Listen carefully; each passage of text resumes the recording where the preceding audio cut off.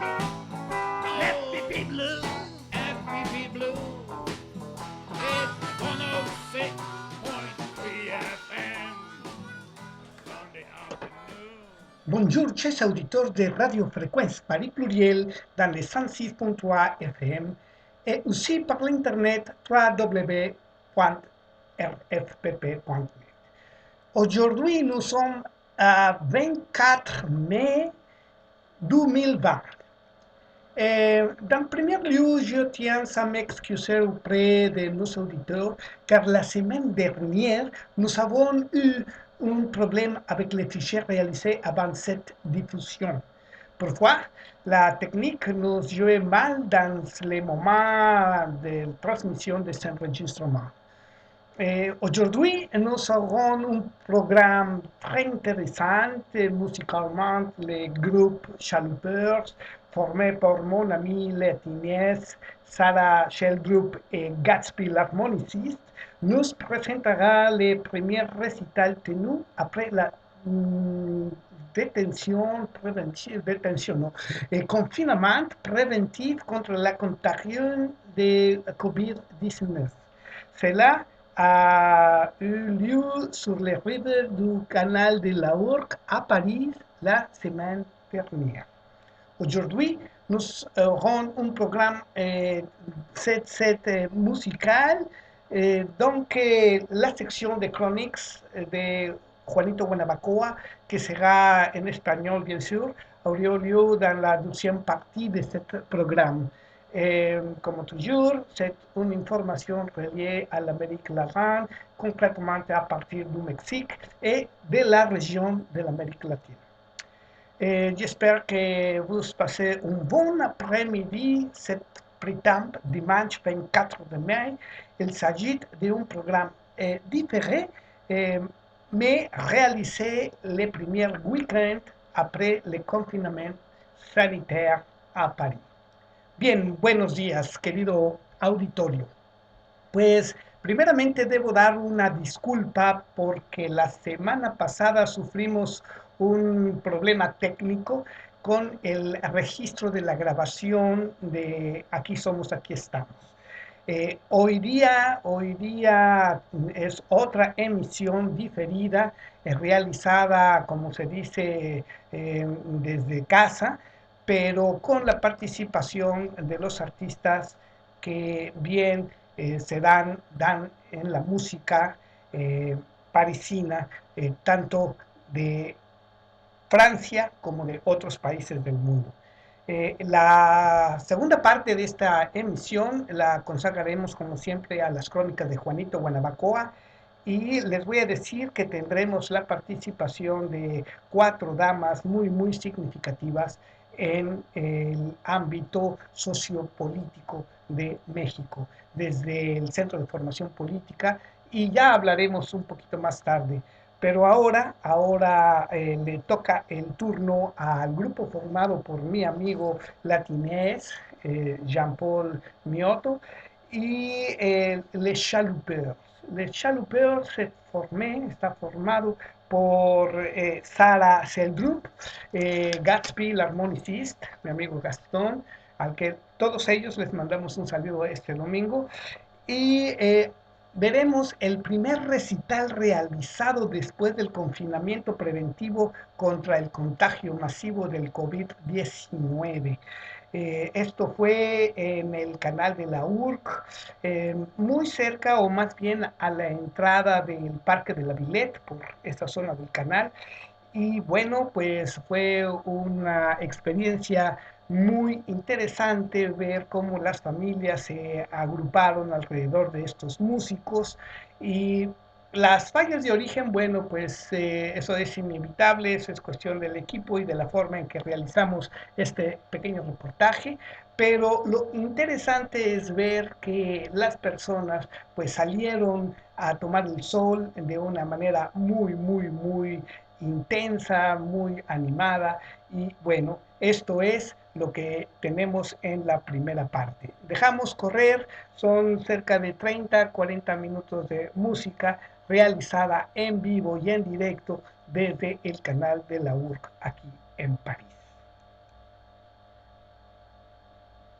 Bien, pues Paris Pluriel en el 106.3 del FM, nous sommes ici dans le 106.3 del FM et nous allons voir comment Jean-Paul Mioto Latinez a organisé une séance culturelle en plein air ici.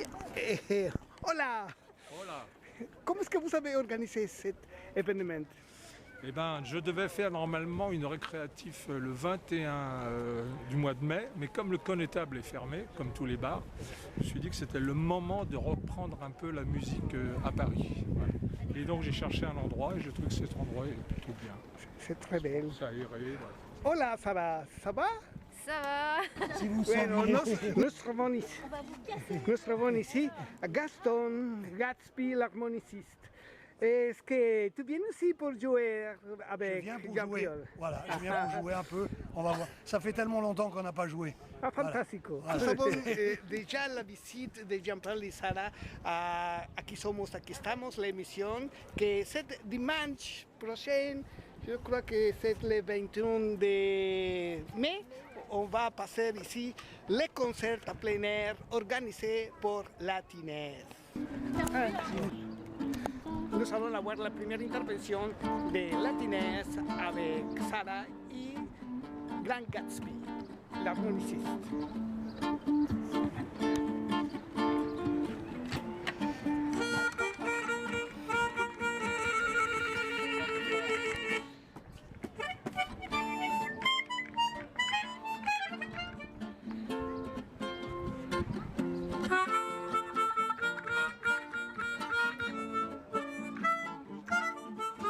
Et tout le grand standing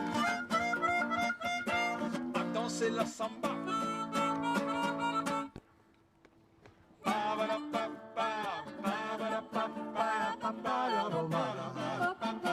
Et tout le grand standing à danser la samba. L'immeuble d'à côté qui avait le sens critique était incliné car le cadre moyen cadre est habitué avant de les critiques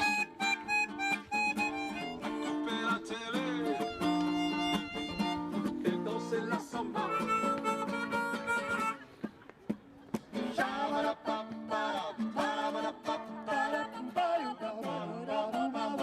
À couper la télé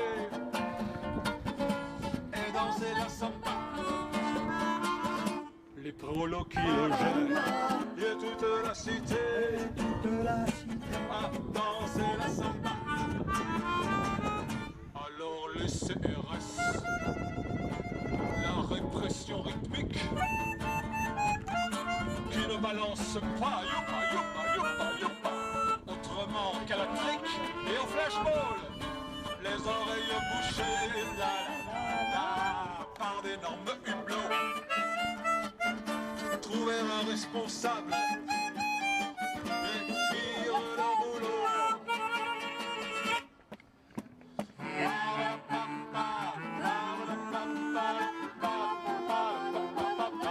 Trouver un responsable et faire leur sale boulot. Ils ont pris le guitariste, lui ont brisé les doigts, interdit sa musique et surveillé tout ça. Mais au fond des mémoires, la, la, la, la, sur les marteaux pilants, les ouvriers d'usine ont gravé la chanson.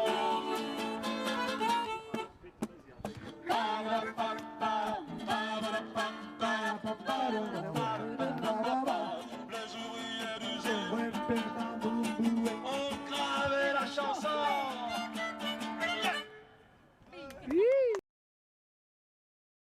Tam-tam, ils font la samba, de la bossa, ils font, et le Covid Ça voulait pas. Dead. N'existe pas. T'as raison, quoi. Parce que, enfin, on garde quand même 1 mètre, hein, vous avez vu, hein, quand même.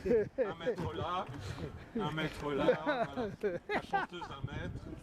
Voilà, tout va bien, on est en règle, hein, que ce soit clair. Bon, les masques, c'est un peu difficile parce que, ceci dit, méfiez-vous parce que j'ai tendance un peu à postillonner.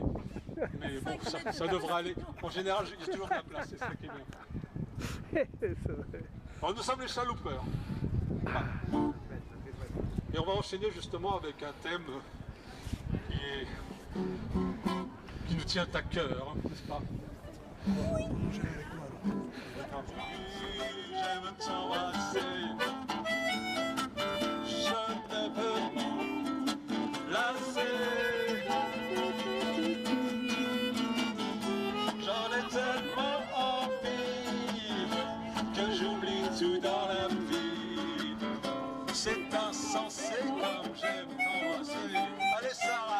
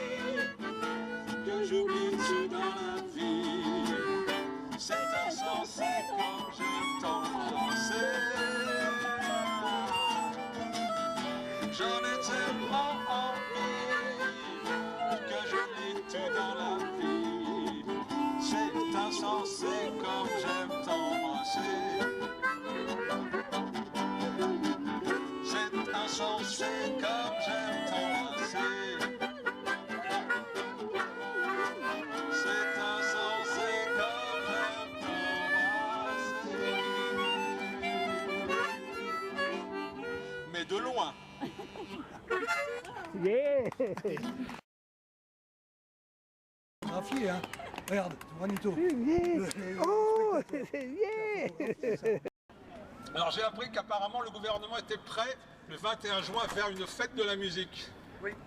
Yes. Alors une vraie fête de la musique, à l'ancienne, comme à la Jack Lang, c'est-à-dire les vrais amateurs qui font de la musique dans la rue, quoi. Pas les grandes scènes à la République, à la Bastille, où les mecs qui jouent toute l'année continuent à jouer devant. Voilà. Donc c'était plutôt une bonne nouvelle. Donc nous sommes peut-être les premiers à inaugurer le début de la vraie musique, la musique des gens de la rue.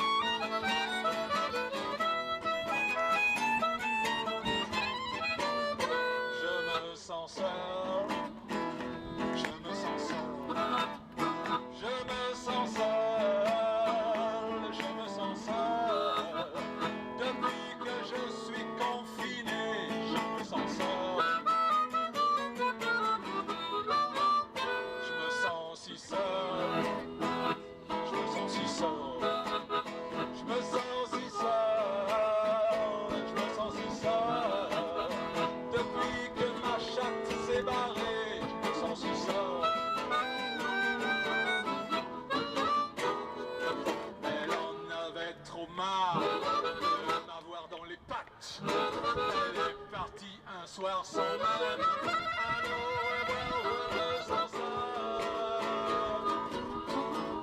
C'est fou comme je me sens seul.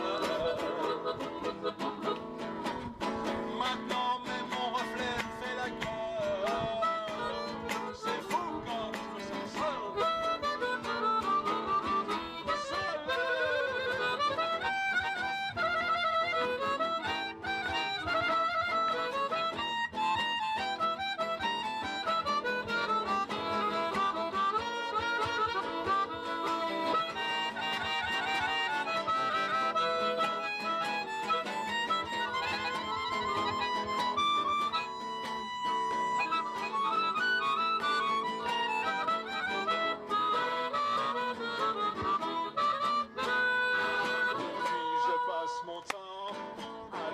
Sur le divan, à regarder le plafond, en me posant des tas de questions.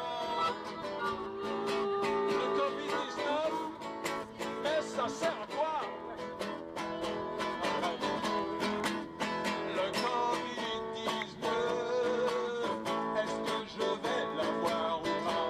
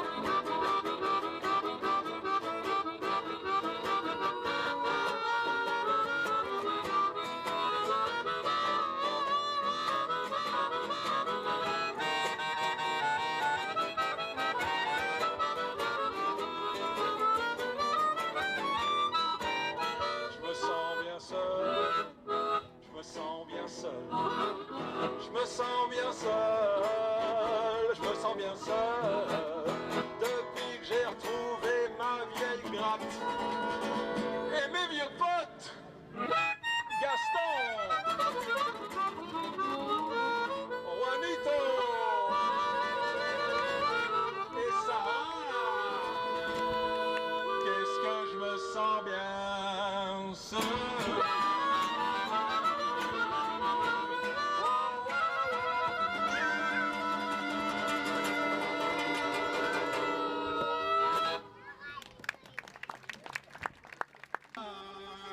de Mar à Paris. Gaspi, l'harmoniciste. Latines. Sarah, les chaloupeurs. C'est une émission spéciale, c'est en direct. En direct. C'est en direct. Ah oui. Live. Dans un trou d'écrivain, 92, le blues de la blouse, on n'a pas de bagouze, mais on peut que des poulets, des vaches quand nous jalouse. Et quand vient le soir, on fume la pelouse. Par un blues en douce, le blues de la blouse, c'est pas pour les tarlouses, mais pour ceux qui veulent se la couler douce. Blues de la blouse, blues de la blouse, blues de la blouse.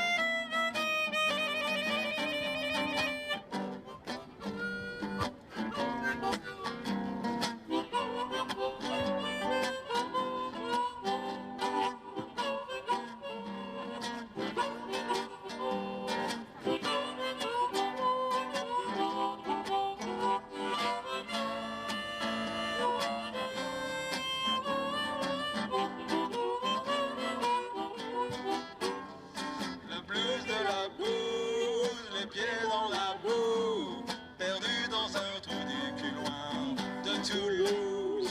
Le blues de la blouse, on n'a pas de bagousse, mais à coquer des poules et des vaches qu'on nous jalouse.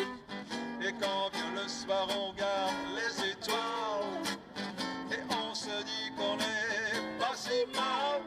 Le blues de la blouse, c'est pas pour les taroux, mais pour ceux qui aiment un blue sweatshirt. Well, it's one for the money, two for show, three to get ready. Now go, go, but don't you? But I'm blue sweatshirt. Well, I can all have them too, you're my blue sweatshirt. You can knock me down, stab in my face, shout my name all over the place. Doing everything that you wanna do. I understand that you are going to stand my mama to switch you. Well, you know what I've ever did, you my blue switch.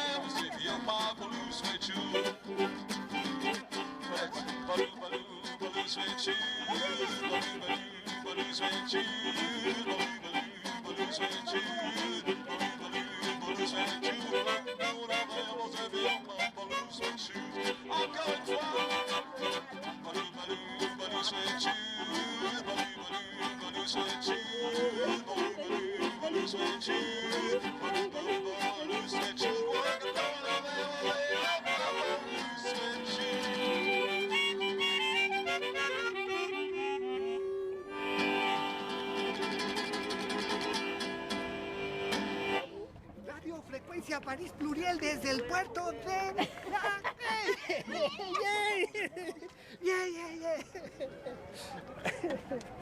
Avec Jean-Pierre et autres latinés, les chaloupeurs.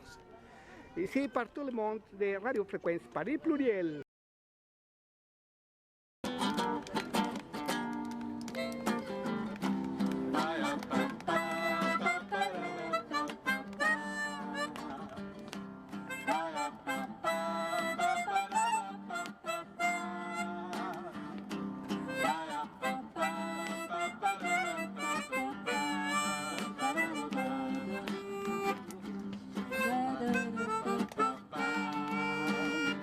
Quand tu prends soudain conscience que tes jours sont comptés, quand tu sens que ton corps est fatigué, quand tu ressens le besoin de souffler, ce que tu rentres dans la sexagénérité. Mais si tu te sens libre comme jamais, quand tu peux vraiment faire ce qu'il te plaît, que la vie s'offre à toi comme un cadeau à déballer, c'est que tu es vraiment rentré dans la sexagénérité.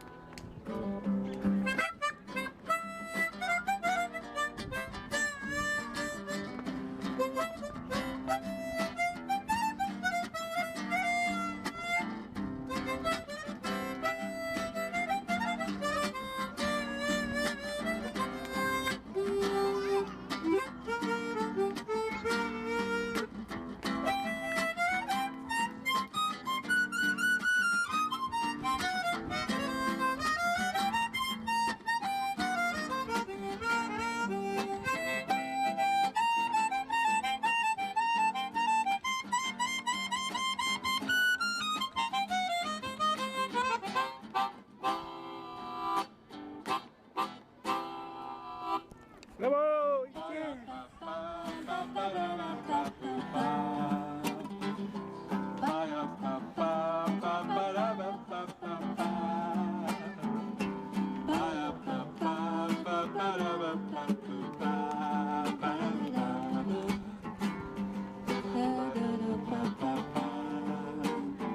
Mais quand tu te sens libre comme jamais, car tu peux vraiment faire ce qu'il te plaît, que la vie s'offre à toi comme un cadeau à déballer, c'est que tu es vraiment rentré dans la sexagénérité.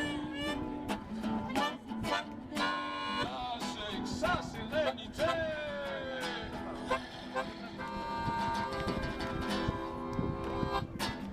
¡Bravo! Alors Monica et Gaston. Et là c'est JP à la guitare. Latinas, pardon, je me trompe, il a plein de noms. Alors, Et au chant Latinas. féminin, Sarah. Voilà. La belle Sarah, qui vient de Suède. De latines y de chaluppers que han sido grabadas aquí en vivo en el quai de la Orgue. Avant d'avoir eu vent de vous, Mon amour. ne vous déplaise en dansant la journée. Nous aimions le temps du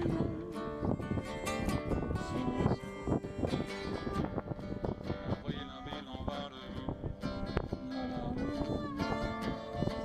C'est vous qui l'avez voulu, mon amour.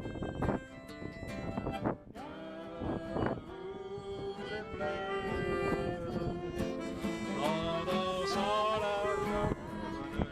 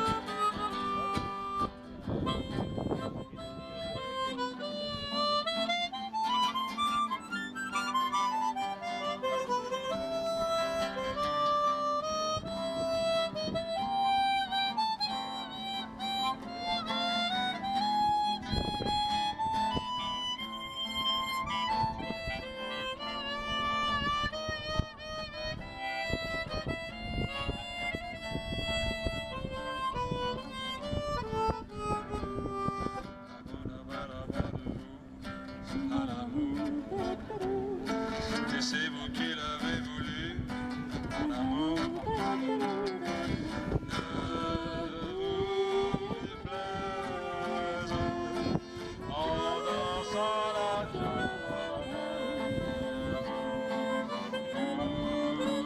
Nous aimerons le temps d'une chanson.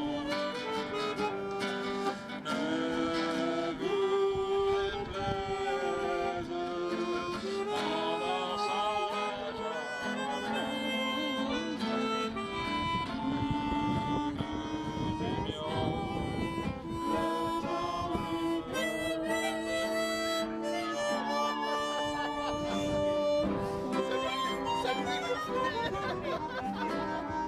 De loin. Vous allez bien?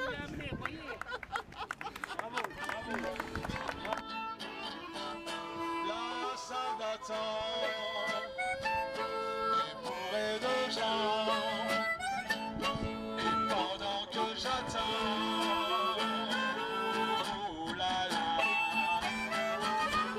sur un brancard passe un mec tout blanc, porté par de grands stars. Oh là là,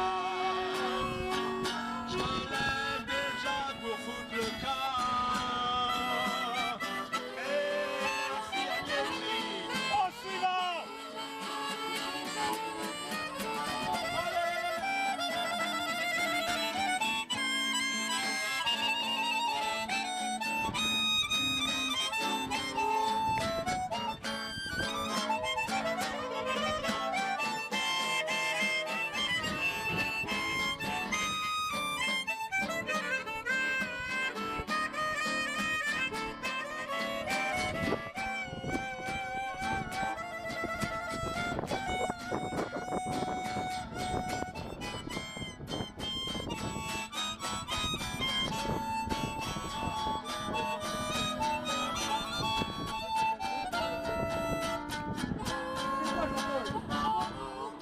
Je suis debout devant le dentiste. Il fait un sourire de crétin. Il me regarde et crie en piste. Il a des tenailles à la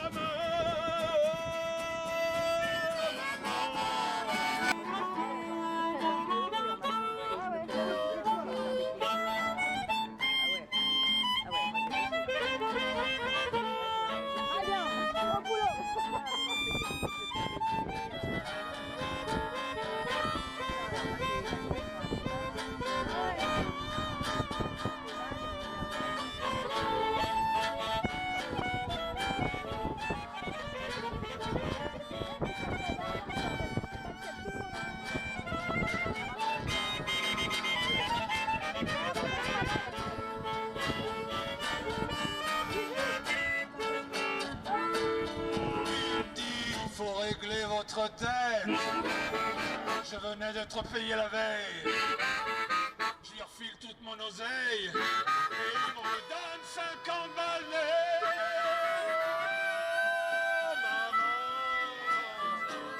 Et il ajoute en rigolant.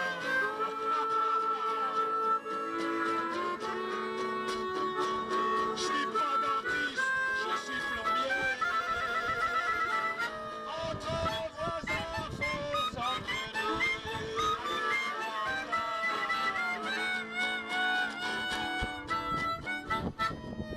Ah, il y en a 3. T'es entouré de poulettes.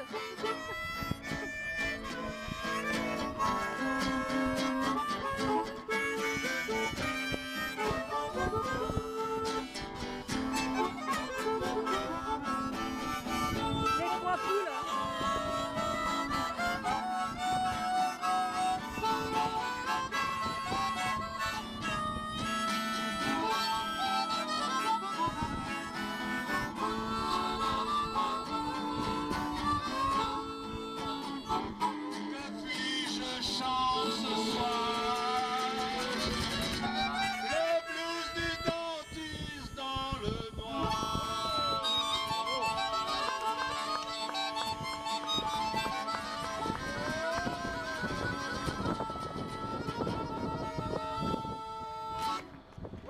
Bueno, nous avons écouté à les Chaloupeurs. C'est un ensemble formé pour la finesse, la guitare et chant et aussi composition. Sarah, c'est le groupe au chant, c'est un performandeuse, je ne sais comment ça se dit en français, c'est une actrice du cirque et aussi chanteuse de jazz. Et Gatsby, Gaston, mon ami l'harmoniciste, il jouait avec eux depuis longtemps. Bien, bueno, pues escuchamos a los Chaloupeurs en un concierto, en un recital, diríamos en español propiamente, realizado en el canal de la URC, en el que me permitieron jugar la armónica por ahí y bueno, el equipo con lo que hicimos la grabación pues es de lo más elemental, pero tenemos el testimonio de lo que sucedió el primer recital realizado después del confinamiento contra el contagio masivo del COVID-19 aquí en París. Creo yo que es uno de los primeros músicos que sale a la calle este grupo a tocar verdaderamente. Esperamos que el día 21, como se ha anunciado por ahí, haya el Festival de Música en la Calle, donde verdaderamente los músicos improvisados, los músicos aficionados, los músicos, digamos, no de los grandes circuitos, salen a tocar en todos los rincones posibles donde se pueda hacer música aquí en París. Bien, bueno, pues ahora tendremos la sección de crónicas de Juanito Buenabacoa y les voy a contar una anécdota. Esto fue que siguiendo el trabajo realizado por un monero o caricaturista mexicano, me estoy refiriendo al Fisgón, a Rafael Barajas Durán, que muy pocos han de conocer su verdadero nombre. Bueno, pues esta persona es creador de las redes universitarias y del círculo de estudios, donde se formó un espacio ya hace mucho tiempo de la reflexión y la preparación política para jóvenes y ciudadanos en general. Pues bien, él ha tenido ahorita una gran participación en el Centro de Formación Política de Morena y quiero hacer puntual aquí en esta emisión, en las crónicas de Juanito Buenabacoa, que no hacemos proselitismo político de ningún partido, pero sí la crítica y la reseña de información sensible que relacionada con México, perdón, relacionada con México, pues nos da un panorama de lo que es la situación sociopolítica en nuestro país, en el despertar de las conciencias, en la participación ciudadana de este sector que se ha llamado la sociedad civil en los procesos sociopolíticos de nuestro país. Pues bien, en este tenor, cuatro damas nos hablan de lo que ha sido la reacción de los gobiernos en diferentes países con respecto a la pandemia del coronavirus y de las violencias que se están viviendo en esta era de tanto de guerra como de feminicidios, como de represión contra las movilizaciones sociales. Y les voy a dar un panorama de quiénes son las damas que pues participan en esta segunda parte de nuestro programa, porque realmente lo interesante es seguirlas fuera de este concepto específico de la pandemia y las violencias, de todo el trabajo que realizan tanto académico como de militancia social y política en cada uno de los puestos y actividades que realizan. Estoy viendo que esto pues implica también la posibilidad de abrir la información.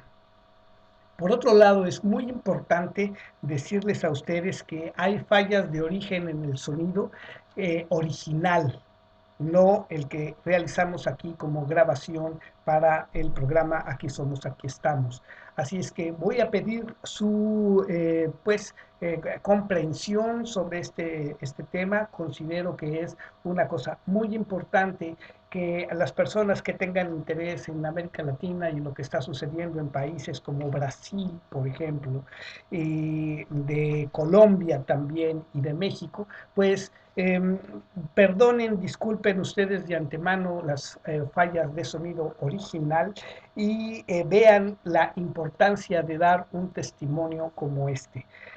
Toda información que quieran ustedes relacionadas a estas damas, pues al final en el video que realizamos de esta emisión, Aquí Somos y Aquí Estamos, transmitida por Radio Frecuencia París Pluriel en el 106.3 del FM, y también por el internet en www.rfpp.net, pues están realizadas en video y ahí les ponemos los enlaces de cada una de estas damas que participaron. La primera es a nivel de coordinación y de llevar el tema que están tratando ahora, es Donají Alba Arroyo. Esta es una muy antigua militante, es secretaria de organización del Comité Ejecutivo Estatal de Morena en la Ciudad de México. Y bien, pues esto es una situación muy interesante respecto a cómo maneja el tema. Por otro lado, se ha invitado en tiempo real, fue esta conferencia, a María José Pizarro de Colombia. ¿Quién es esta dama? Pues es una artista plástica y política, es congresista actualmente en la Cámara de Representantes en la lista de la decencia en Bogotá, en su país, Colombia, y entre otras cosas también es la hija de Carlos Pizarro León Gómez, que fue asesinado en 1999 y este personaje fue uno de los líderes del movimiento M19, el movimiento 19 de abril, que fue pues un movimiento político guerrillero en Colombia y bueno, pues también nos va a presentar la situación de los asesinatos de excombatientes de la de las FARC y el proceso de paz que ha estado con muchos problemas en este país hermano. Eh, Su padre, Pizarro León Gómez, pues fue ex candidato presidencial en 1990 por la Alianza Democrática M19. Y bien, pues esto nos hace ver que la paz es enemiga de la ultraderecha en todos los países del mundo. Y bueno, esta investigadora está pues ahora actualmente en funciones y bueno, pues nos trajo aquí su testimonio. También otra persona muy interesante es Manuela Dávila de Brasil. Esta es una joven, realmente una joven periodista y política brasileña del Partido Comunista de Brasil. Y no se hace esa connotación de que son de izquierda por hacer un prejuicio de su trabajo, sino también decir que es importante anotar que son personas que se han dedicado a la militancia social y política en la defensa de la vida, en la defensa de, bueno, pues la situación que se da. Bueno, esta política y periodista de investigación nos habla de situaciones en Brasil que se han agravado con la presencia de la pandemia del COVID-19 debido a muchos factores en diferentes ámbitos. Por ejemplo, en los centros penitenciarios. Nos da la información de que Brasil es el segundo país del mundo con más población en centros de reclusión y penitenciarios, ¿no? Donde se purgan condenas, donde hay detención preventiva durante los procesos legales y bueno, nos van a dar su punto de vista, nos va a dar su punto de vista y este es el hecho de saber algunos datos referentes a el manejo de la pandemia y de las represiones a los movimientos sociales en Brasil, país hermano que ahora tiene también una muy importante connotación geoestratégica debido a su frontera con Venezuela, entre otros países. Bien, Ana Esther Ceseña Martonela, investigadora mexicana, es una dama de las, yo diría que una de las más connotadas especialistas en relaciones internacionales con estos de los centros de poder y de las empresas internacionales. Es experta en geopolítica, doctora en relaciones internacionales en la Universidad de París I en la Sorbona. Por eso es que también esto reviste una muy importante vamos a decir, característica de las personas que tienen relación en un momento dado con este país, Francia, y que vienen a formarse en especializaciones muy significativas y sensibles dentro de la sociedad. Además, es coordinadora del Observatorio Latinoamericano de Geopolítica. Esto es una investigadora adscrita al Instituto de Investigaciones Económicas de la UNAM, es profesora de posgrado también en la Universidad Nacional Autónoma de México, está centrada en los estudios de recursos naturales, movimientos sociales, militarización y hegemonía mundial. Es exdirectora de la revista Chiapas, que fungió en tal posición de 1994 a 2004. Trabaja en la construcción del marco teórico del buen vivir, tan importante en esta etapa. Bien, pues tiene un linaje especial y relacionado con los estudios académicos de los sistemas económicos. Es hija del economista mexicano José Luis Ceseña Gómez, que ha sido funcionario en la ONU de 1940 a 1952. Pues bien, Ana Esther, en 1994 ha sido la coordinadora de investigación del Paraíso Maya. con el estudio de la competencia internacional y disputa por los recursos naturales en el surgimiento del movimiento zapatista. Así es que es una persona con un conocimiento realmente muy, muy intenso y profundo sobre la situación de la geoestratégica internacional. En 2006 forma parte de la polarización perdonen ustedes, Polarización Project, que junto y dirigido por Emanuel Wallerstein, o sea que es una de las personas que realmente tiene preparación en esto. María José Pizarro Rodríguez, la artista colombiana, comienza diciéndonos entonces esta situación y vamos a ver entonces esta bien, repito los nombres: María Donají Alba Arroyo, de México; María José Pizarro Rodríguez, de Colombia; Manuela Dávila o Manuela Pinto Vieira de Ávila, su nombre completo, de Brasil; y Anester Ceseña Martonela nos van a dar este panorama. ¿Por qué? Porque los procesos no ocurren de manera local, como dice Anester. Los procesos contemporáneos no están acotados nacionalmente, sino que tienen determinaciones, explicaciones que van mucho más allá de lo que podemos identificar como nacionales, como nacionalmente identificados.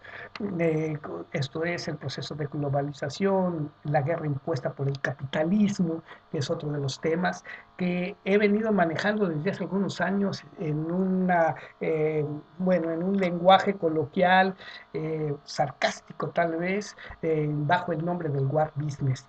Toda esta información que quiera el público pues ampliar, lo pueden ustedes encontrar en el sitio oficial de Juanito Guanabacoa en wordpress.com, o googleando Juanito Guanabacoa War Business, escrito de manera coloquial, War Business con doble S, y bueno, no en la ortografía en inglés, sino la ortografía en español, como suena, War Business.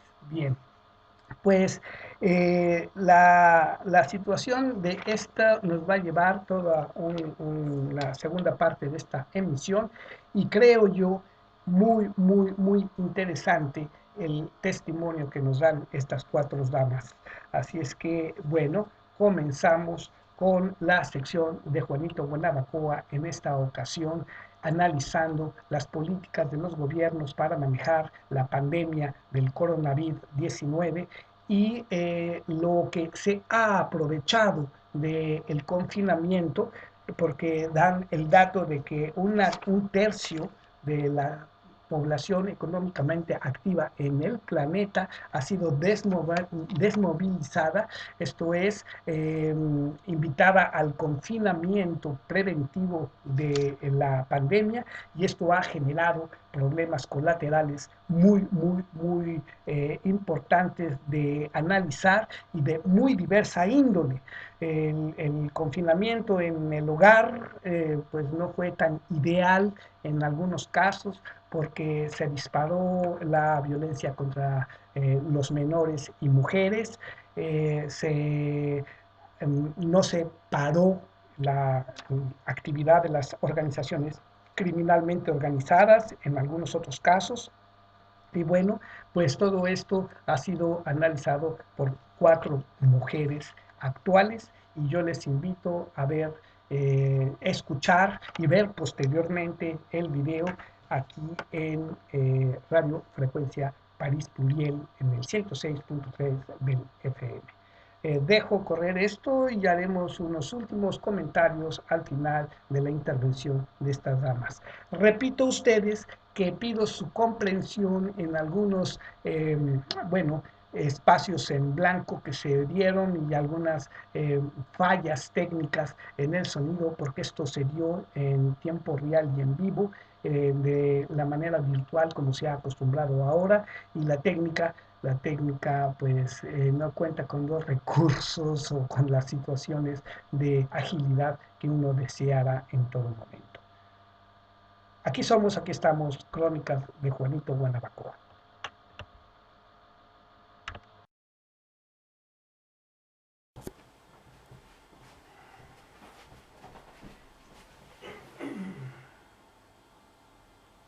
Compañeros del Instituto de Formación Política, de los militantes de Morena, que han encontrado una nueva manera de comunicarse y que para quienes este encierro no ha significado la inmovilidad, hemos estado presentes e informados durante estos días que llevamos en cuarentena en México. Bueno, como dijo el Fisgón, el día de hoy tenemos a este panel femenino poderoso. La dinámica será, vamos a tener 3 bloques de participación.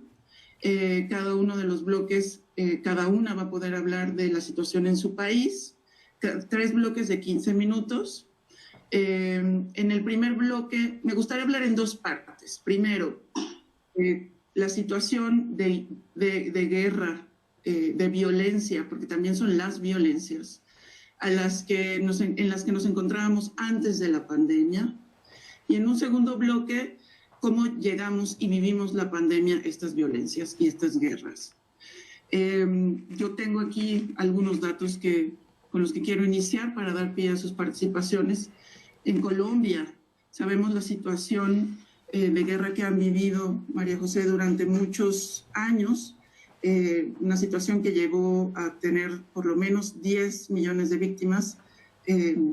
También entendemos que han vivido un proceso de paz que ha dado muchas esperanzas a América Latina, el acuerdo de paz al que se llegó con las FARC y al acuerdo de paz al que se ha estado procesando durante todos estos años. También reconocemos que durante este periodo presidencial ha habido desencuentros, en específico, por ejemplo, la cancelación del proceso de paz con el Ejército de Liberación Nacional. No sé, se me ocurriría preguntarte cuál es el balance de este gobierno acerca de los acuerdos de paz a los que se ha podido llegar. Ana Esther, tú que eres experta en geopolítica y entiendes muy bien cómo se han movido estos acuerdos en todo el mundo. En México en específico sabemos la situación a la que llegamos con las guerras del narcotráfico, con las guerras que han dejado un número que ni siquiera podemos contar, un número de muertes que ni siquiera podemos contar en México. Se hablan de miles, quizá millones de muertos durante la guerra a la que nos llevaron las guerras del narcotráfico. Después llegamos al gobierno de Andrés Manuel, se hizo un esfuerzo para extinguir cuerpos policíacos que era evidente que en donde había corrupción, como la Policía Federal. Se establecieron políticas sociales justamente para combatir la desigualdad que generaba muchas de estas prácticas delincuenciales. No sé, ¿cuál es tu balance acerca de la estrategia y la situación a la que llegó México hasta este momento? Y después preguntarle a Manuela, en Brasil no podemos hablar exactamente de guerra, sino un proceso de violencia constante que ha existido como fenómeno en ese país.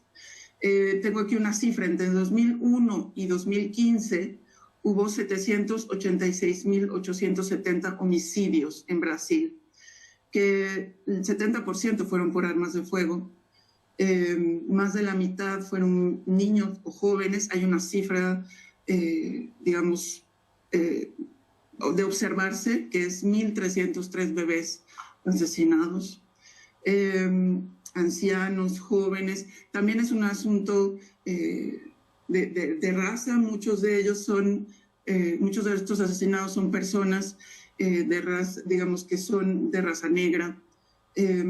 ¿Cómo vive Brasil? ¿Cómo vivió Brasil hasta antes de la pandemia? Para dar un orden, daría la palabra primero a María José, después a Ana Esther y concluiría Manuela, si están de acuerdo. María José. Perfecto. Bueno, me preguntaban por el balance de la paz en nuestro país, especialmente de los últimos acuerdos, pero bueno, a mí me gustaría hacer una pequeña recapitulación de lo que ha sido la construcción de paz en este país.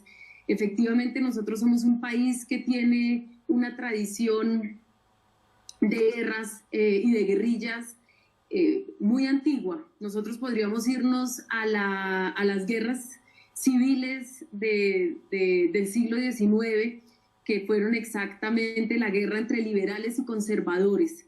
Ellos firman un primer acuerdo de paz en ese momento en un lugar que se llamó Neerlandia y a partir de allí muchos de ellos entran al Congreso de la República. El comandante más emblemático, que se llamó Rafael Uribe Uribe, fue asesinado a machetazos en las escalinatas del Congreso. Después de eso se viene un nuevo periodo de violencia entre liberales y conservadores, ¿no? Esta típica violencia entre rojos y azules, con el asesinato de Jorge Eliezer Gaitán, que un poco para ponerlo en contexto, en mi criterio sería como nuestro Emiliano Zapata, solo que él fue asesinado obviamente antes de lograr cualquier triunfo. Él era en ese momento la persona que muy seguramente iba a llegar a la presidencia de la República y pues bueno, él es asesinado. Como dato curioso, Fidel Castro estaba en Bogotá esos días reuniéndose con él, era un joven estudiante. Y bueno, él es asesinado y a partir de ahí se viene un periodo sangriento sobre el cual no se ha recogido absolutamente nada, que se llamó la violencia en Colombia, pero ese hecho evitó que Colombia entrara en la modernidad, como lo hicieron otros países del continente, entre ellos México, Argentina, etcétera. Pues bueno, ese periodo tal vez de luz y de ilustración, Colombia no lo vivió y nos cogen, hacen precisamente liberales y conservadores luego con la desmovilización de las guerrillas liberales. Su líder, Guadalupe Salcedo, es asesinado también en Bogotá y inicia, digamos, la conversión de las FARC, de las guerrillas liberales a las FARC y por lo tanto una conversión hacia las guerrillas comunistas. Quiere decir que nosotros tenemos una tradición antiquísima. Luego en 1984 se da un primer intento porque estas guerrillas de izquierda se desmovilizaran. El M-19, que era el grupo que comandaba mi padre, entró en un acuerdo de paz.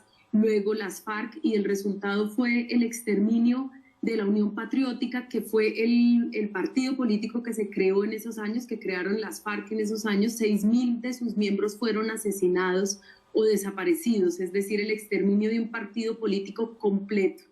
En 1990 el M-19 intenta nuevamente hacer la paz y es un proceso emblemático en el continente porque fue el primer grupo guerrillero que se desmoviliza en el continente. A partir de allí viene la desmovilización de las guerrillas de Centroamérica. Se basaron mucho en el modelo de paz que suscribió el M-19 y 8 movimientos guerrilleros en Colombia. Mi padre es asesinado 45 días después de firmar la paz y se viene un periodo de degradación de la guerra muy profunda, además con un aumento desproporcionado de los grupos paramilitares, pero también de las guerrillas de las FARC y el ELN, sobre todo de las FARC. Y luego entramos en el 2016, casi 30 años después, 26 años después, en un nuevo proceso de paz que hoy pues está básicamente en vilo, no solamente por el asesinato creciente de excombatientes. Desde la firma de los acuerdos, 90 excombatientes han sido asesinados en el país, también porque hay unos intentos por sacar a los representantes de las FARC que están en el Congreso de la República. Se ha desfinanciado completamente los acuerdos de paz. Hoy hay iniciativas por parte del partido de gobierno, que es un partido de gobierno conservador, digamos el partido del expresidente Álvaro Uribe Vélez, y entonces digamos que la paz está peligrando. Ellos han propuesto que todos los recursos de la paz se vayan para atender precisamente esta emergencia del COVID-19 y nosotros pues en medio del COVID hay comunidades que están en una situación muy compleja, están confinadas por la presencia de grupos paramilitares, incluida el clan de Sinaloa, que está comprando tierras en todo el sur del país para sembrar coca. Pero también otros grupos armados irregulares, las autodefensas gaitanistas, que además se roban el nombre de este líder Jorge Eliezer Gaitán para montar unas estructuras de extrema derecha. Y hay comunidades confinadas por el COVID y por la presencia de grupos armados ilegales en el territorio. Había toda una propuesta de sustitución voluntaria de cultivos de coca. Este programa se acabó. Hoy están fumigando con glifosato los cultivos de coca, es decir, además del COVID, en estos territorios se está fumigando con glifosato estos cultivos, lo cual pues tiene unas consecuencias de salud gravísimas, y se avanza con la erradicación forzada, es decir, se le incumplió a cientos de campesinos que estaban apostándole a esta sustitución voluntaria de cultivos, se le incumplió a los excombatientes, se incumple la democracia y se le incumplieron a las víctimas. Está acordado que 16 curules en la Cámara de Representantes se le darían a las víctimas y a los territorios más afectados por el conflicto. Hubo una posición feroz por parte del partido de gobierno y hoy estamos en vilo a la espera de que estas 16 curules sean una realidad. Entonces, lo que tenemos es esa trágica historia en Colombia donde la guerra y la paz conviven. En 1990 convivió la paz a través de la construcción de una nueva constitución en nuestro país, una de las más vanguardistas de aquel entonces en el continente, y hoy pues obviamente peligra nuevamente porque hay unos sectores que sostienen su poder es precisamente en la guerra y la corrupción. La paz develó los niveles de corrupción tan profundos que tiene el país, y por lo tanto para ellos la paz es una enemiga en términos de que ya no controlarían de la misma manera nuestro país. Muchas gracias, María José. Qué difícil panorama nos planteas. Ana Esther, en México. Bueno, en México, mira, yo quisiera empezar no por México, sino un poco por el panorama de la guerra en el mundo, porque entre otras cosas me parece que es muy importante darnos cuenta que los procesos no ocurren de manera local, que los procesos contemporáneos no están acotados nacionalmente, sino que tienen determinaciones, correas, explicaciones que van mucho más allá de lo que ocurre o lo que podemos identificar nacionalmente. Entonces yo me parece que el primer quizá momento que tenemos que identificar es que efectivamente estamos en un proceso de globalización, en un proceso global, en que las dinámicas son globales y que la guerra además ocurre como un fenómeno impuesto por el capitalismo, digamos, desde sus orígenes, pero por el capitalismo contemporáneo en particular. De repente pensamos que cuando hay una guerra en Siria no tiene nada que ver con nosotros, y tiene todo que ver.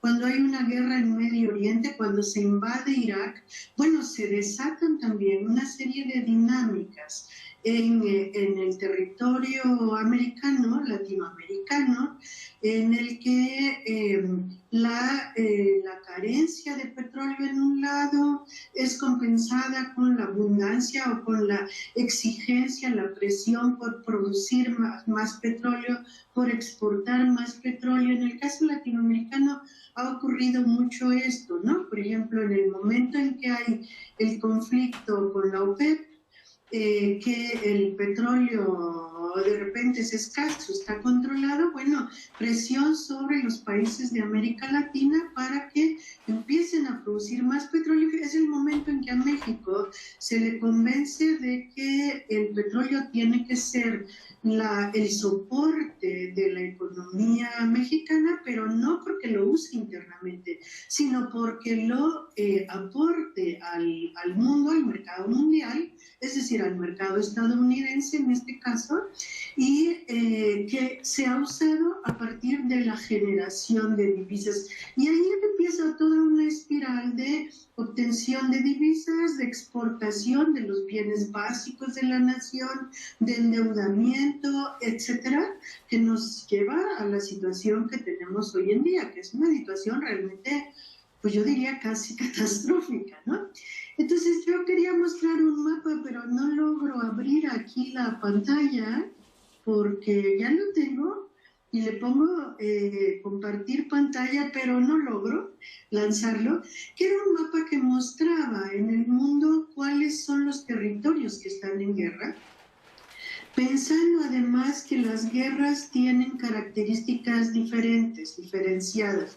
Hay casos en los que identificamos realmente que hay una guerra, como puede ser Siria, ¿no? Como puede ser Irak, Afganistán. Pero hay casos como los que incluso Donají mencionaba en su introducción, en los que no identificamos que hay guerra. En Colombia sí, diría yo que sí, identificamos que hay guerra, que ha habido guerra, que es como un caso histórico, ¿no? En el que, de guerra, pero que se confunde con algo que ocurre en muchos otros lados, que ocurrió en México muy marcadamente con toda la guerra contra el narcotráfico y que también caracteriza al Brasil contemporáneo, que es algo que yo llamo situación de guerra, que no es una guerra declarada, pero sí es una situación, hay una dinámica social que se establece en torno a cierto tipo de violencia, en torno a la identificación de enemigos internos, ¿no? Ya no es solamente un conflicto de intereses, hay una guerra desatada en la que hay además miles de muertos año tras año, ¿no? Y que son muertos que están ocurriendo porque se están disputando a veces territorios, a veces recursos, ¿no?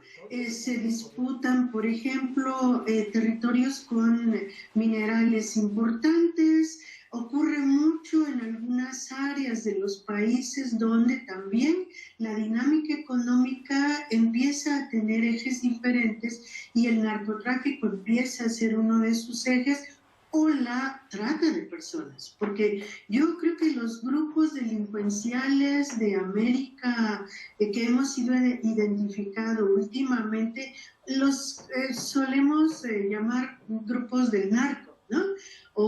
Pero no son solamente del narco. Hay muchos de los casos que encontramos con esta situación de guerra o situación de violencia generalizada en los que mucho más que el narco está la trata de personas, la esclavización de personas, el apoderamiento de territorios, de recursos, ¿no? Y de repente el narco es una de tantas cosas que ocurren por ahí, porque no nos van a explicar todos los casos de violencia, de esta dinámica de guerra. Los feminicidios particularmente, bueno, luego terminan mezclándose con el narco, pero no se explican por el narconegocio, ¿no? Entonces tenemos un panorama general en el mundo en el que globalización de la economía también implicó globalización de la guerra, es decir, una guerra establecida en términos globales, no que va sumando partes, sumando casos, sino que tiene una dinámica general, que es la que la va a explicar. Y vamos a tener elementos propios de cada región que explican, pero también elementos mucho más generales, más abarcadores y panorámicos, que son los que van a estar explicando estas guerras contemporáneas. Muchas gracias, Ana. Manuela, en Brasil. No te escuchamos. No. Si quieres, ya. Sí, perdona. ¿Me podrías repetir un segundo la pregunta, por favor? Que no quiero que... Me daba la palabra a Manuela. Vale, perfecto. Pero ya. Creo que tiene un problema del audio. No se escucha. Quizás por los audífonos. Si quieres, ahorita lo arreglamos. No te preocupes. Si quieres volverte a conectar y ahorita te damos la palabra, ¿no? Órale. Tal vez si te quitas los audífonos se puede escuchar. Pero no te escuchamos nada. No. Si quieres los audífonos te los puedes quitar. Pero desconectarlos. Sí, desconectarlos. No. Si quieres vuélvete a conectar y ahorita te damos la palabra. Sí, bueno, es que estas cosas siempre nos pasa, ¿no? Bueno, vamos con la segunda parte. Iniciaremos con ustedes y después se incorpora Manuela. Miren, yo quería ahondar en el segundo bloque sobre el tema durante la pandemia. Como dice Ana Esther, los procesos se globalizan y hay un tema que yo he notado durante este proceso de pandemia en todos lados. Ah, ya llegó Manuel. A ver. No te escuchamos. Es muy extraño. Si quieres, vuélvete a conectar. Ahorita te llaman, ¿sí? Un proceso globalizado ha sido el tema del miedo. Durante esta pandemia, de distintas maneras, se ha llamado, muchos gobiernos lo han hecho, pareciera de manera sistemática, llamar al miedo. El discurso de la guerra instaurado en el miedo, directamente el discurso de la guerra, por ejemplo, Emmanuel Macron en Francia, llamando a un estado de guerra en ese país, o pienso, por ejemplo, en los estados de sitio que han instaurado muchos gobiernos con el pretexto de contender contra esta pandemia. Pienso en los discursos de miedo que se están lanzando, por ejemplo, el caso de Salvador esta semana, en el que Bukele en las cárceles, que también las cárceles están siendo un tema en este momento de pandemia, Bukele estableciendo medidas excepcionales, estrictas, y que han dado como resultado escenas dantescas en las cárceles de El Salvador. Los motines que han ocurrido en cárceles en Brasil, en Colombia. Vi con mucho asombro el motín en Argentina, en Villa Devoto, en donde los prisioneros sacaban mandas diciendo nos negamos a morir en esta cárcel, ¿no? Estados de sitio y de represión que también generan miedo, como en el caso de Chile, en donde hubo confrontaciones en las calles esta semana, el caso de Brasil, en donde Bolsonaro también llamando, digamos, a una rebelión de la población contra el confinamiento, todo este miedo que pueden generar como estrategia mundial durante la pandemia y la situación de las guerras o de la violencia durante la pandemia. ¿Qué podrían ustedes decirnos? ¿Cuál es su balance? María José. Nosotros estamos, y eso pues nuevamente nos lleva a los acuerdos de paz, de alguna manera. Precisamente el tema del hacinamiento carcelario en nuestro país es, como el de todos los países del continente, creo yo, absolutamente escandaloso. Nosotros estamos por encima del 54% del hacinamiento carcelario. Hay cárceles como la cárcel de Riohacha que tiene un hacinamiento del 400%. Quiere decir que pues la situación es absolutamente dramática. En muchas de estas cárceles, sobre todo pues por el clima, no tienen acceso al agua potable todo el día, y la alimentación pues es casi nula. Y obviamente pues en muchas de estas cárceles hay presencia no solamente de delincuencia común, sino también de delincuencia organizada. Y esto pues obviamente ha puesto la situación muchísimo más dramática. Antes de ayer, estábamos denunciando a través de las redes sociales cómo los enfermos con COVID al interior de la cárcel de Villavicencio están siendo básicamente torturados, en el sentido de que los ponen al aire libre, los golpean, y esto pues obviamente es un enfrentamiento entre grupos rivales. No tenemos la misma connotación de El Salvador o de los países de Centroamérica, más en términos de maras, sino que lo nuestro, pues como te decía, son estructuras armadas y politizadas. Ahora, pues digamos, la mayoría de los presos que estaban, o de las FARC que estaban presos, pues estaban en un proceso de amnistía. Algo que se había propuesto es que estas personas pudiesen salir mientras se resuelve su situación jurídica, pudiesen salir pues fuera de a un ETCR. ETCR para nosotros son las zonas transitorias donde están los presos, donde están los excombatientes de las FARC, y ellos pues digamos están protegidos por el ejército en unas zonas a la espera, digamos, de que el proceso de paz avanzara. Estas son unas zonas transitorias donde ellos pueden quedarse, muchas de ellas tienen vocación de permanencia en el sentido de que muchos de esos exguerrilleros de tradición campesina han pedido poder quedarse en estas zonas.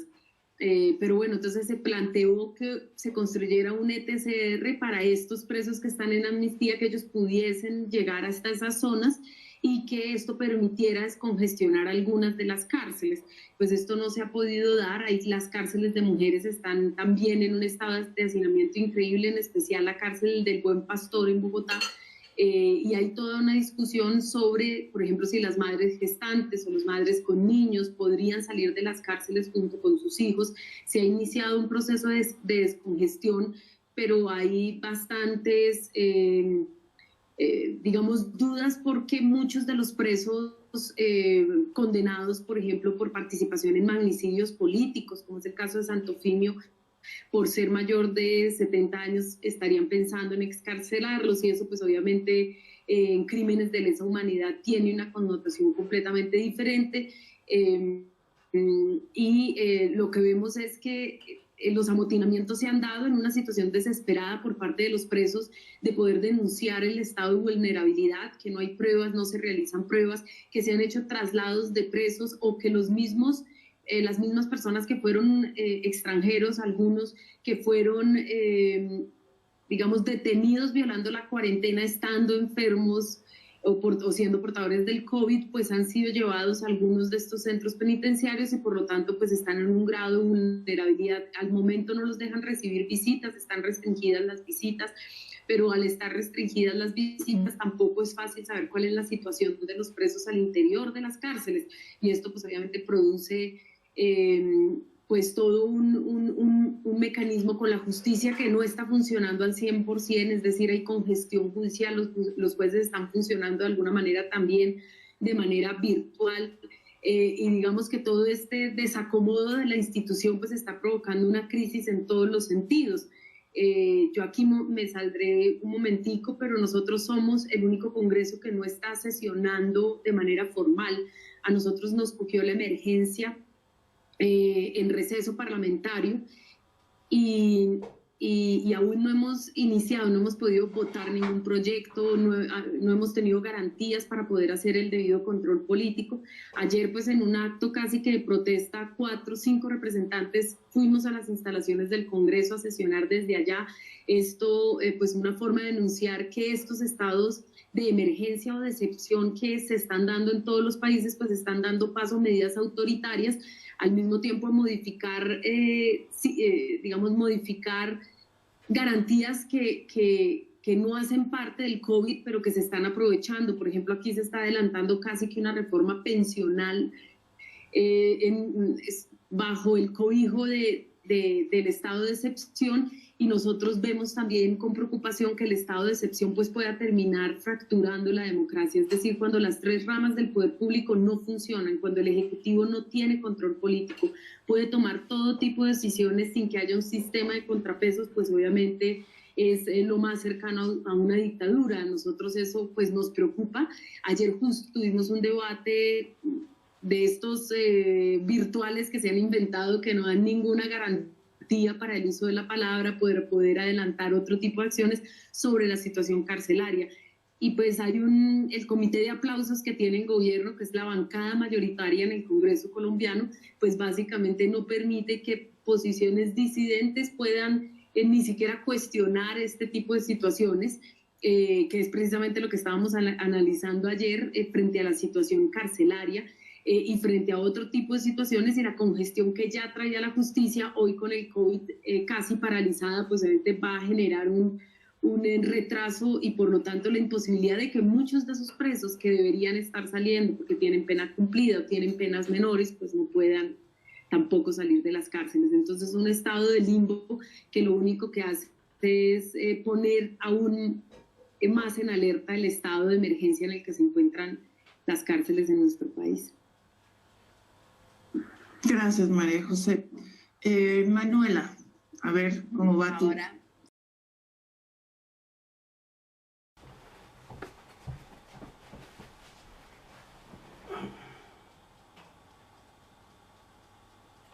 estar saliendo porque tienen pena cumplida o tienen penas menores, pues no puedan tampoco salir de las cárceles. Entonces, un estado de limbo que lo único que hace es poner aún más en alerta el estado de emergencia en el que se encuentran las cárceles de nuestro país.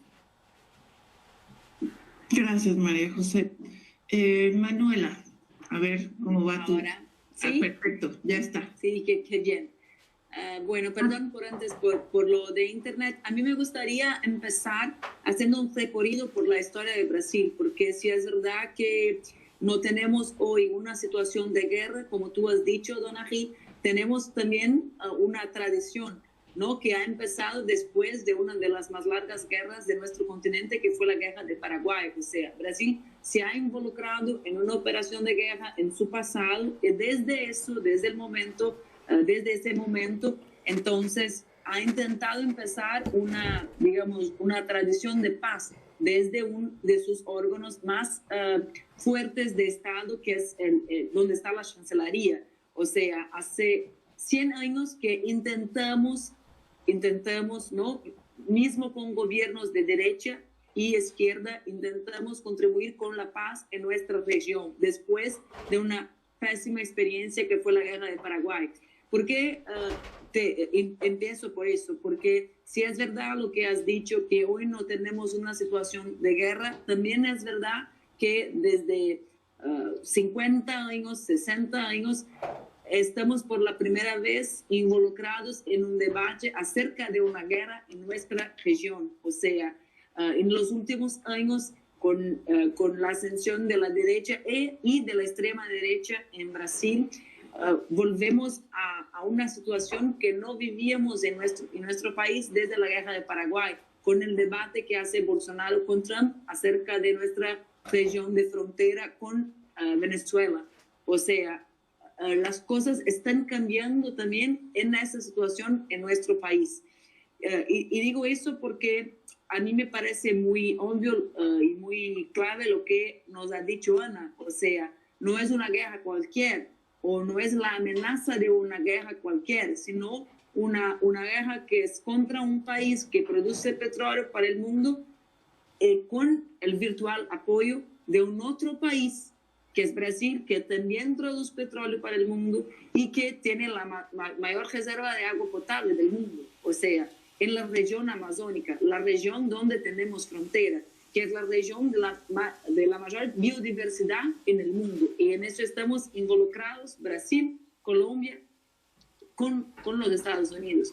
Entonces, eso es algo que tenemos que tener la mirada atenta, que involucra Brasil en los días de hoy, que es una amenaza permanente para nuestra región, ¿no? Y que ahora en la pandemia está el tema de la manera como los Estados Unidos lo están buscando al presidente de Venezuela. Y es una amenaza muy real, incluso por lo otro que me planteaste. O sea, bueno, hay una situación de violencia en Brasil, una situación de violencia estructural. Has dicho el número de muertos, pero además de tenernos, como en el año pasado, 67.000 muertos, ¿no?, en situaciones de violencia, en un año solo, tenemos 800.000 detenidos, María José. O sea, tenemos la segunda mayor población carceraria del mundo. Y tenemos ahora un gobierno negacionista, o sea, que nega el tema de la pandemia. Brasil, entonces, hoy es el epicentro de la pandemia en el mundo, con un gobierno de extrema derecha que no reconoce la desigualdad social del país, o sea, que no intenta poner el tema del derecho de la gente pobre, de la gente más vulnerable, en el centro de su agenda de enfrentamiento a la pandemia. Entonces, si tú pones, por ejemplo, el tema de quién son los muertos, quién son los 70.000 muertos jóvenes negros de nuestro país, no solo por el narcotráfico, como ha dicho Ana, sino que están involucrados en el debate del narcotráfico y están muertos por la policía, por los estados, ¿no? Porque la policía en Brasil es una policía militar dirigida por los estados, o sea, no dirigida de una manera federal, sino que cada estado dirige su policía.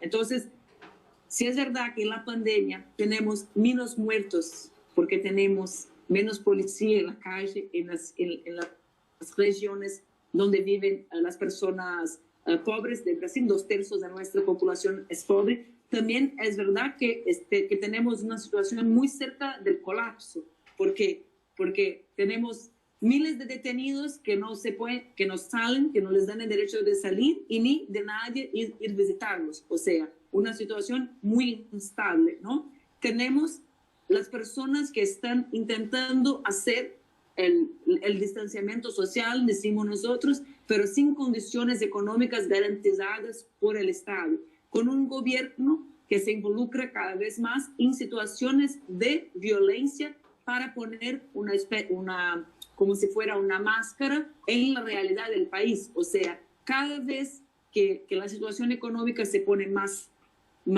instable en el país, Bolsonaro saca el tema de la guerra contra Venezuela de su cartola para poner como algo a decir a la gente. O sea, tenemos eso a ofertar a ustedes. O sea, tenemos algo como han hecho los Estados Unidos históricamente. Entonces creo que tenemos una situación de una perspectiva, y yo soy una optimista con mucha responsabilidad, pero la verdad es que la perspectiva de Brasil es una perspectiva de tener más violencia, porque tenemos en el centro de la política nacional alguien que pone la pauta de violencia contra su pueblo y la pauta de violencia y de guerra para sostener a su base electoral.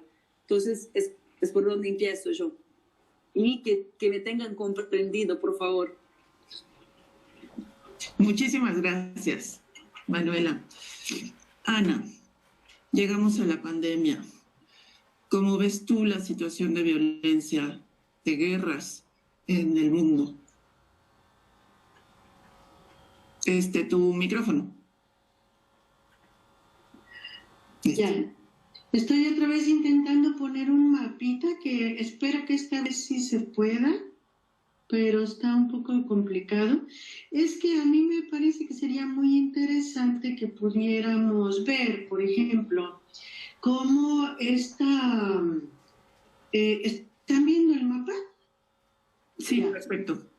¿Cómo se encuentra América Latina? Es decir, ¿cómo está el mundo en el momento en que llega la pandemia? ¿Y qué significan estas políticas del miedo de las que ustedes hablaban? A mí me parece que ese es un dato que no podemos soslayar, porque justamente el capitalismo ha llegado a un momento en el que realmente sus niveles de exclusión, de castigo a la población, ¿no? Son tan altos que ha desatado realmente una gran cantidad de rechazos, insurrecciones, levantamientos, protestas, una diversidad de cosas que de algún modo intentan limitar su paso, ¿no? Entonces, por ejemplo, tú tienes una protesta local contra una minera, bueno, detienen a la minera, pero así las vas a tener repetidas en muchos lados, y eso de algún modo está obstaculizando cosas. No digo que está impidiendo que el capitalismo siga adelante, pero sí está obstaculizándole algunas cosas, y además al mismo tiempo es más arrogante y más poderoso que antes. Entonces necesita realmente reforzar los controles sobre la población y sobre los territorios. Y la manera de reforzarlos en gran medida es a través de políticas de miedo. No necesariamente se desata la guerra, pero sí se van estableciendo como posiciones referentes que hacen que la población entre en una situación en la que diga, por un lado, bueno, si estos son tan poderosos, no podemos enfrentarlos, no tenemos condiciones de enfrentarlos. Por otro lado, bueno, si estamos en una especie de Big Brother o panóptico en el que nos vigilan todo el tiempo, entonces no podemos hacer algo que parezca conspirativo o que parezca demasiado rebelde. Todas estas cosas, pero además ponles también cosas que no saben, ¿no? Nosotros en México tenemos la gran ventaja de tener un López-Gatell, yo diría, ¿no? Y que nos explica todos los días qué cosa es esto del coronavirus, qué puede ocurrir, cómo se contagia, hasta dónde puede llegar, todas estas cosas que uno tiene que saber para no tenerle miedo. Pero donde no hay un López-Gatell, donde se está encubriendo información, donde a nadie le preocupa explicarle a los pobres o a la población más vulnerable qué es lo que puede pasar con el coronavirus, ahí sí hay situaciones de pánico. O sea, yo incluso en México he visto gente que tiene pánico, que está aterrada porque el virus le va a caer de las paredes de su casa. O sea, piensan que es así como un ataque un poco al estilo de las películas que lo exageran un poco todo. Pero en verdad, cuando uno ve este mapa, lo que dice es, bueno, finalmente sí estamos un poco con amenazas que vienen de todos lados, ¿no? Esto que pongo aquí son bases militares de Estados Unidos en nuestro continente. Bases militares y centros de operaciones especiales que son centros de capacitación para la militarización, para el disciplinamiento social, el control, por ejemplo, de sublevaciones urbanas y todo esto, y también para pensar en cómo se le hace la guerra a Venezuela, que es un país que, si no tiene las bases militares dentro, sí está rodeado por ellas, ¿no? Y por muchas otras cosas, porque bases militares no es lo único que hay. La militarización no es solamente verde olivo, hay militarización también en convenios, en acuerdos, en cuidado de fronteras, en identificación de enemigos internos, o sea, se da de muchas maneras. Y todo esto es mucho más peligroso que el COVID, casi podríamos decir. O sea, el COVID sí es de algún modo un virus potente que nos pone en riesgo, pero no deja de ser algo que puede ser controlado. En caso de gente bien alimentada, no ataca de la misma manera. En caso de gente que tiene cuidados, el coronavirus no nos va a hacer ese daño, ¿no?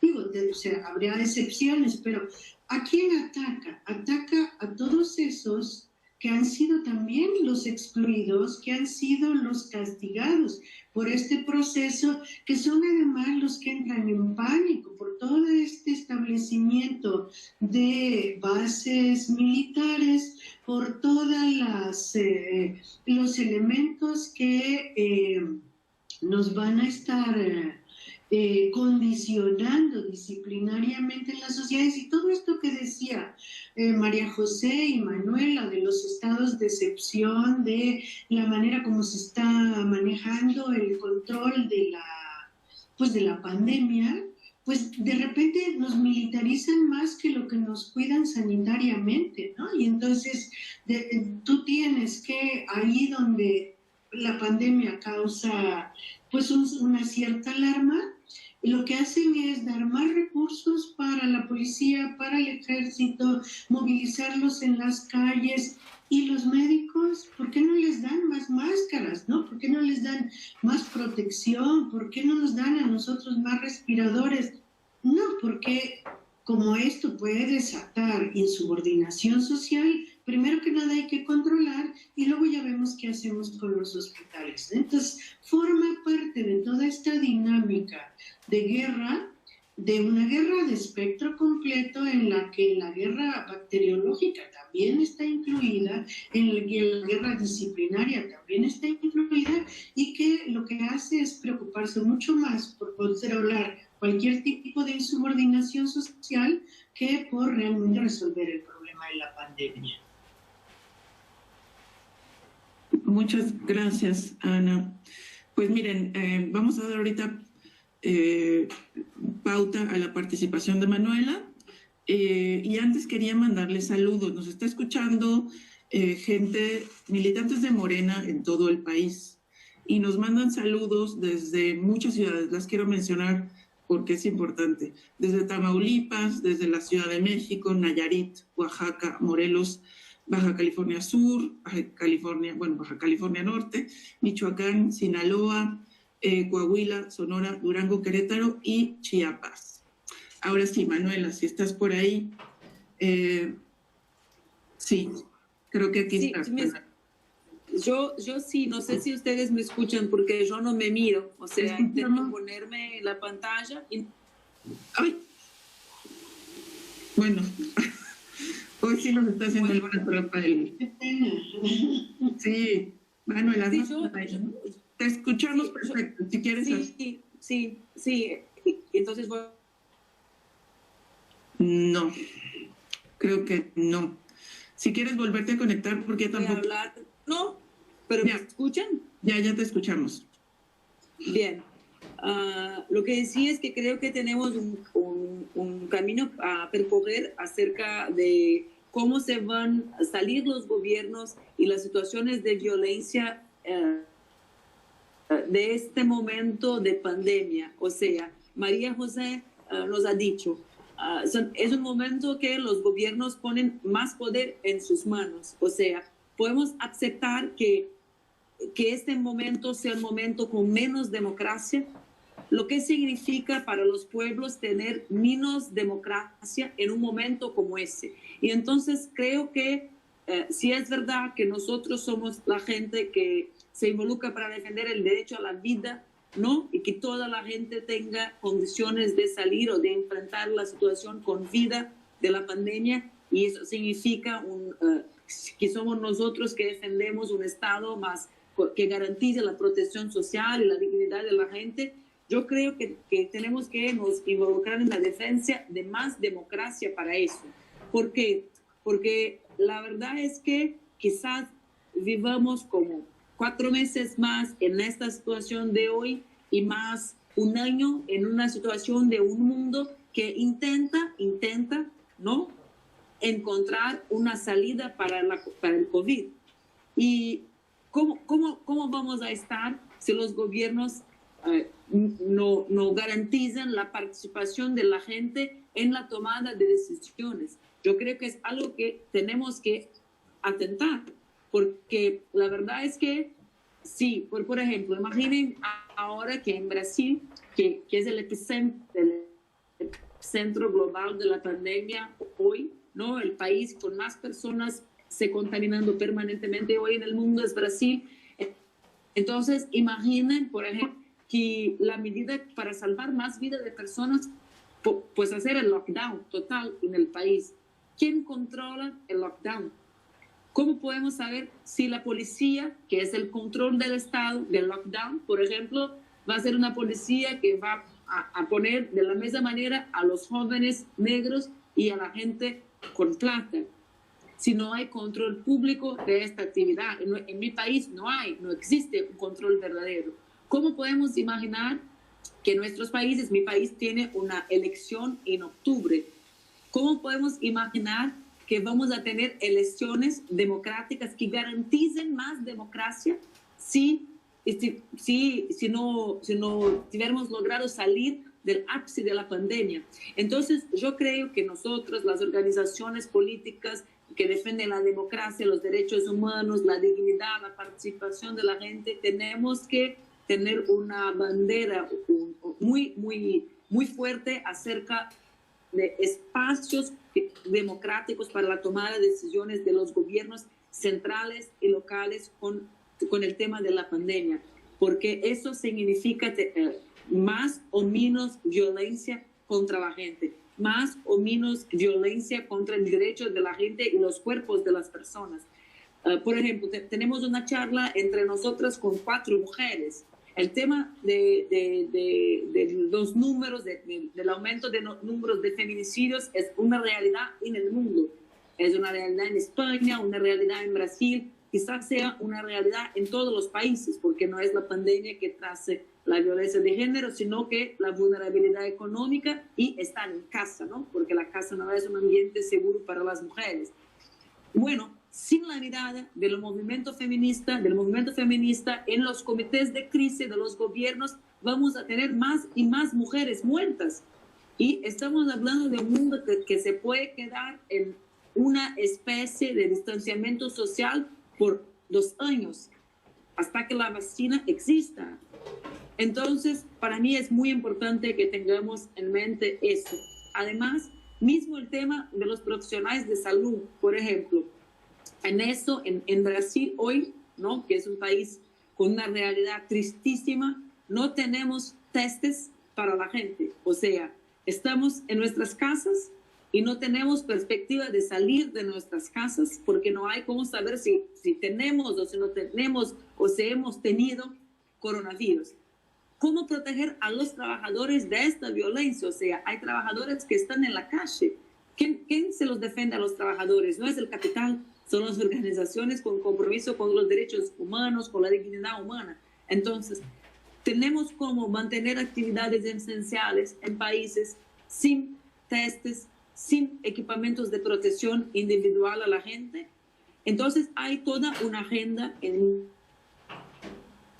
mi opinión, en el tema de la pandemia que tiene que ver con las violencias del Estado contra la gente y de la violencia o de no tenermos derecho a los trabajadores y trabajadoras, que es una violencia, mientras enfrentamos el coronavirus. Y por eso tenemos que exigir, en mi opinión, tiene que estar en el punto 1 de nuestra agenda, que la tomada de decisiones en este momento de crisis sea más democrática, con más gente involucrada y no menos democrática como los gobiernos nacionales lo están haciendo en países donde gobierna la derecha o extrema derecha, como es el caso de Brasil. Muchas gracias, Manuela. Para concluir, compañeras todas, yo tengo dos preguntas del público que me parece que es importante que ustedes conozcan y que puedan darnos respuesta en este último bloque. Trataremos de sintetizar. Pregunta 1. Pregunta Diego, de la Ciudad de México. ¿Qué hacer con los estados y gobiernos que ahorita están impulsando políticas de terror y de control militar? ¿Se puede hacer frente de alguna manera? Y la segunda pregunta, de María, también de la Ciudad de México. La paz se construye en el territorio latinoamericano ante el escenario de la pandemia. ¿Qué elementos ayudarían a la construcción de esta paz? No sé quién, que empiece Ana.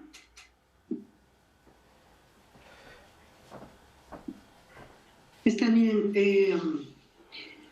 A ver, que las dos preguntas son, desde mi punto de vista, similares, en el sentido de que, ¿qué hacemos frente a esto? Yo creo que la verdad estamos frente a un cambio total en las dinámicas de poder del mundo globalizado, del que hablábamos hace un rato. No solamente las dinámicas de poder, la concentración del poder en este momento está, pero exponencialmente avanzando. Vamos a salir de la pandemia con un mundo transformado, con un mundo además en que los equilibrios de poder mundiales se habrán modificado, porque si ustedes han visto también el caso de Estados Unidos es un caso crítico en este momento. Están perdiendo espacio económico al mismo tiempo que sus empresas ganan, ¿no?, en otros lados. Entonces hay allí mucho cambio en la manera como vamos a tener que identificar el mundo después de la pandemia. ¿Qué pasa ahí con estos gobiernos? Las políticas de gobierno incluso son políticas de excepción que ya no se van a echar para atrás en la mayoría de los casos. O sea, avanzó la excepcionalidad y el disciplinamiento social de un modo bastante fuerte, y eso no va a ser fácilmente echado para atrás. ¿Qué hacemos entonces nosotros? O sea, la población que de repente pues queda bajo el paraguas de tanto del autoritarismo global que se va imponiendo, como del autoritarismo nacional, regional, local que vamos a estar enfrentando. Pues yo creo que la única posibilidad, como siempre, es la construcción de dinámicas de autodeterminación entre nosotros. O sea, ¿cómo reconstruimos nuestra vida? Fíjense, una de las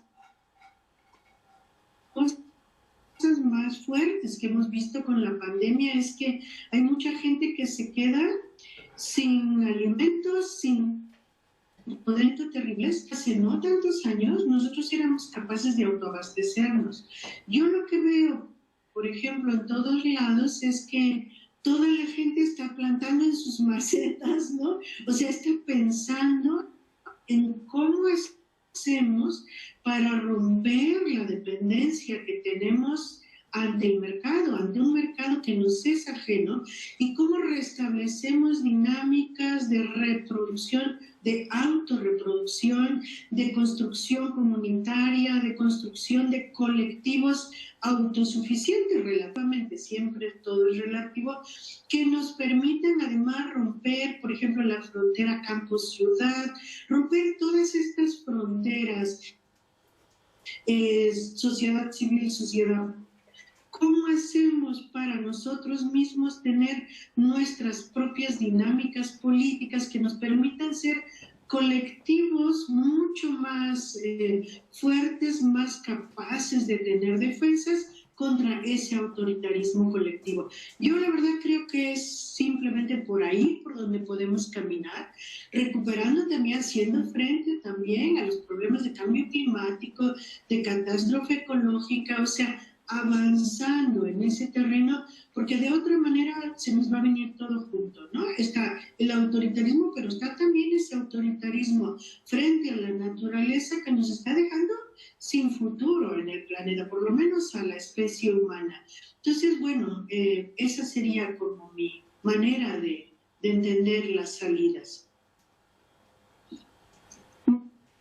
Muchas gracias, Ana Esther. María José, ¿qué salida?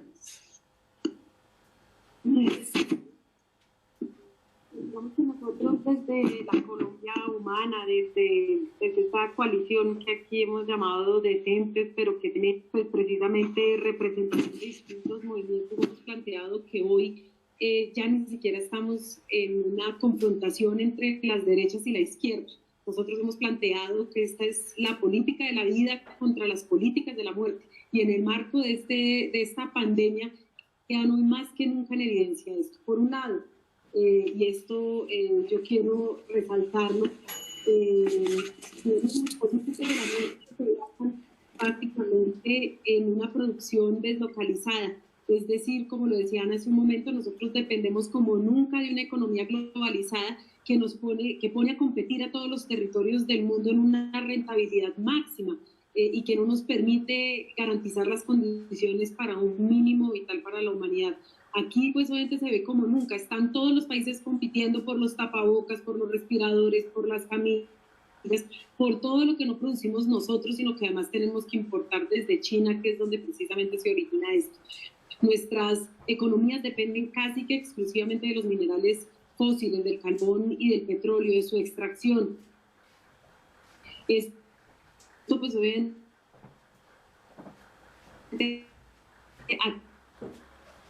atenta como sino que es por la vida del planeta mismo. Hay una ausencia de derechos, pero paulatino y escalonado de todas las garantías del mismo Estado, y tenemos, pues, como lo decía antes, un deterioro dramático del ambiente. Nosotros, pues, los demócratas defendemos la vida, es decir, que planteamos un modelo económico, productivo, social y de defensa de la vida en todas sus manifestaciones. Y hay otros que buscan ahondar en estos modelos económicos. Y yo creo que así estamos. Entonces, ¿qué podemos saber? ¿Cuál es la salida? Pues bueno, este es un momento en el que 1/3 de la población mundial ha parado, y como nunca nos podemos imaginar, como nunca está en evidencia la globalización, porque también podemos vivir la realidad de un país de Asia o de un país europeo que es completamente distinta a la realidad nuestra, pero hoy podemos acercarnos de alguna manera porque en términos emotivos, reflexivos, sociales, hoy estamos en casi que en una reflexión común. Por lo tanto, nosotros creemos que tendríamos que ir hacia unas propuestas que tenemos que impulsar, pues obviamente las izquierdas, el progresismo, los movimientos alternativos, para responder o para plantear unas propuestas globales que nos permitan superar esta crisis de inmediato, crecer las economías regionales regionales, una economía de lo esencial. Bueno, creo que pese a todas las interrupciones que se dieron durante la transmisión de esta, participación de estas damas, pues queda claro el difícil panorama que enfrentamos a las nuevas realidades cuando la pandemia nos facilite o se facilite el manejo de esta epidemia, la salida a nuestras actividades y cuál es la nueva realidad que vamos a estar enfrentando. Don Ajíbal Arroyo, María José Pizarro Rodríguez, Manuela Dávila de Brasil y Ana Esther Ceseña Martonela de México nos han dado su punto de vista y creo yo que como siempre acostumbramos a recibir, se acostumbra el público a enviarme sus correos, podamos tratar este tema de manera más amplia y más especializada también en cada uno de los segmentos que vimos. Por lo pronto, aquí estamos, llega a su fin y esperamos que el próximo domingo podamos vernos en directo desde las ondas del 106.3 del FM, Radio Frecuencia Paris Pluriel, el programa Aquí Somos, Aquí Estamos. Nos veremos.